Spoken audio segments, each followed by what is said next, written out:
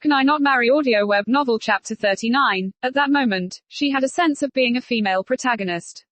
Again and again, the third time would be infinity.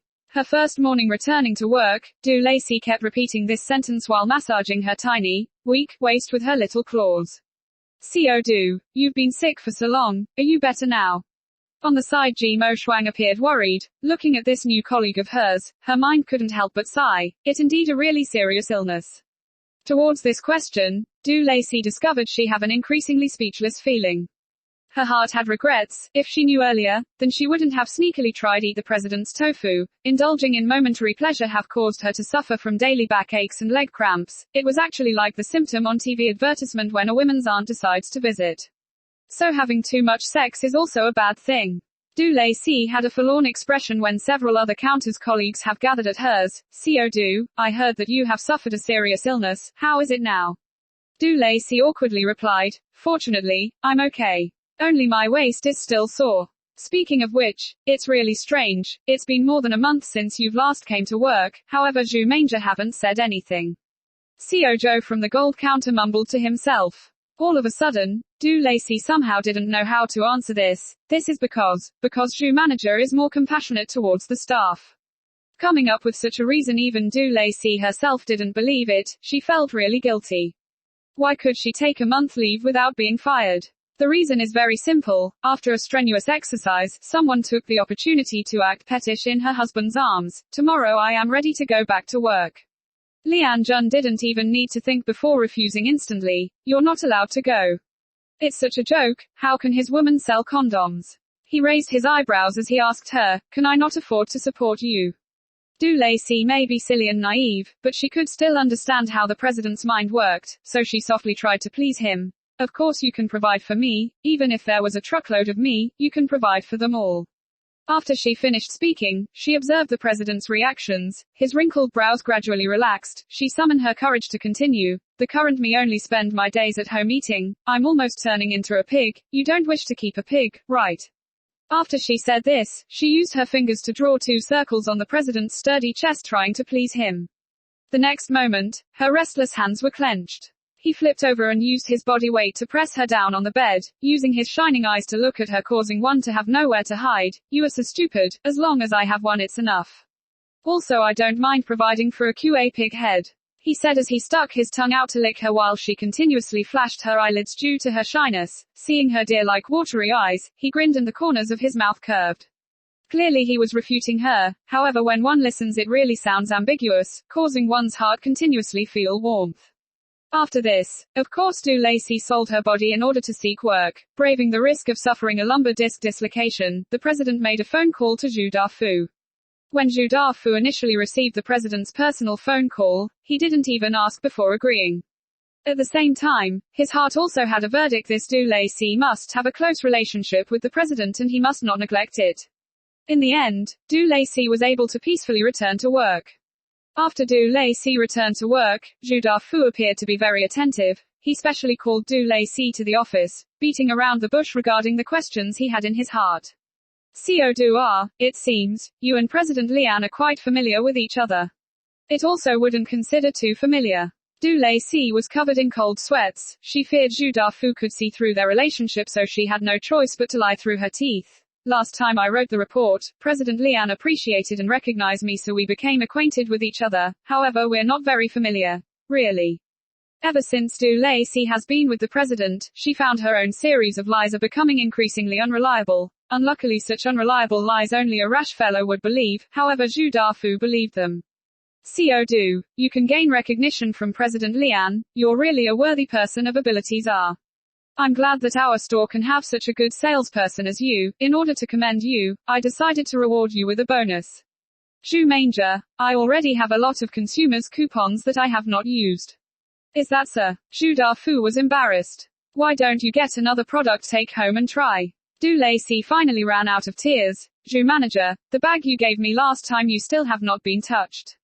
Once again, when Do Lacey walked out of Zhu Dafu's office carrying a large bag of condoms, she suddenly had the desire to cry without tears. This Zhu Manger also rather too untrammeled. Which the boss would use condoms to reward their employees. And when rewarding would give out such a big bag, and it's not even Christmas when balloons are brought out to be blown, why is there so many? With a hanging head, Du Lacey returned to her counter and happened to bump into Jimo Shuang. "Co Du, what's in this bag ah?" Jimo Shuang poked her head into the bag, roaming her around. She immediately revealed a pair of very ambiguous countenance. "You only just recovered, yet you want to bring these home to try ah?" Puff. Du Lacey almost spew out blood. She gave Jimo Shuang a very sad, meaningful glance. "Sister Mo Shuang, can you not scary me like that? The bag previously still untouched at home." "What?" Jimo Shuang, who was suddenly shocked, exclaimed. "You still haven't used them?" Du Lacey's expression was blank. "No, Co Du, it couldn't be that you want to become an unmarried mother, right?" In Jimo Shuang's mind, Du Lacey is still at the trial stage with her boyfriend.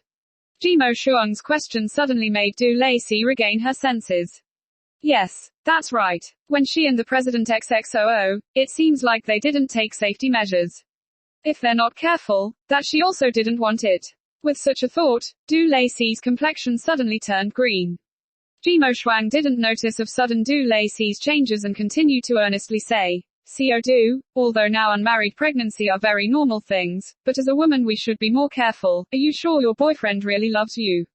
Love. This word once again made Du Lacey absent-minded. Yes. It seems there hasn't been once where the president have said those words to her. When modernists are in love, the first step they'll take is to vindicate, then XXOO, then finally get married. She and the president seems to have been reversed. They were familiar with each other for less than one day before getting married. After a few months they XXOO. As for vindicating, greater than underscore underscore underscore underscore less than she equals, haven't equals, heard equals, the equals, president equals, express equals, greater than while saying, "I love you," is just a word. There is no substantial meaning. However, she never heard them. She always felt there more or less there was something missing.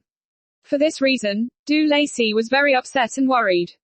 This upset and worries extended until she finished work. She mindlessly changed her clothes and walked out of the store when she was surprised to discover it was raining cats and dogs. She subconsciously felt around her pockets, greater than underscore less than she have forgotten to bring, and greater than did she have to waste her money and call home. Making a phone call from here would cost a lot of money, right? Woo. She's poor. Indeed, she does not have a rich woman's consciousness underscore. At this time, her cell phone suddenly rang. Du Lacey pressed the received call button. "Look up. 35 degrees to your front left." Hearing that familiar voice, Du Lacey saw the familiar car, then saw the familiar him standing beside the car holding an umbrella.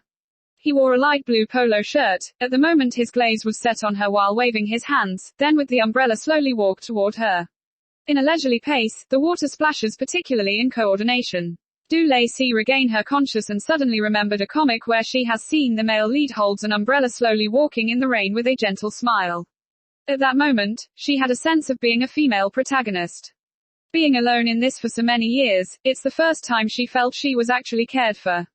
Sitting in Lian Jun's car, Du Lacey's heart was completely separated from the ice-cold rain. She felt warm like a melted ice. "How come you came to pick me up?" she asked. He didn't reply. Instead he asked her in return, "If I don't come to pick you up, then should I let you return home alone in the rain?"